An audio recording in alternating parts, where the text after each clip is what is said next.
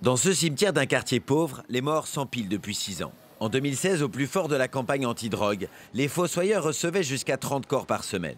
Aujourd'hui, par peur des représailles, c'est à visage caché qu'ils nous parlent. Quand on voit la douleur des familles, on ressent de la tristesse et de la colère. On n'a pas donné à ces gens une chance de s'expliquer, une vraie justice. On les a juste déclarés criminels, souvent à tort, et on les a tués.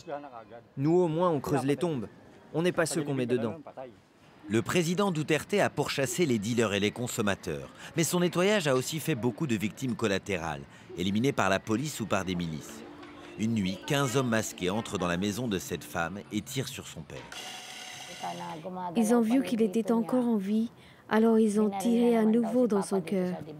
Puis on m'a emmené dans une ambulance où il y avait des corps. J'ai vu mon frère cette fois et il était mort.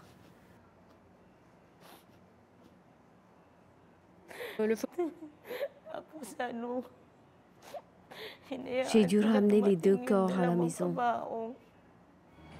Aujourd'hui, ce café, géré par une association, est tenu uniquement par des victimes de la drogue. Malgré toute cette détresse, eh bien, beaucoup de Philippins à qui j'ai pu parler sont finalement encore très favorables au président Duterte et à sa campagne contre la drogue. Pourquoi? Eh bien, parce qu'elle a créé un fort sentiment de sécurité, notamment dans les quartiers les plus pauvres de la capitale Manille. Aujourd'hui, c'est la fille de Duterte, Sara, qui se présente au poste de vice-présidente. Elle est associée à un autre candidat controversé, Ferdinand Marcos Jr., le fils du dictateur qui avait gouverné les Philippines de 1965 à 1986. Leurs opposants dénoncent une tactique pour empêcher toute enquête internationale contre les dérives de la guerre anti-drogue.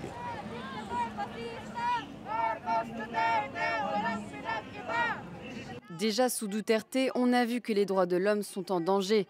Mais ça va être encore pire sous Marcos Jr. On ne veut pas qu'une dynastie politique s'impose dans ces élections. Ultra favorite dans les sondages, l'alliance Marcos-Duterte pourrait gouverner le pays pendant longtemps.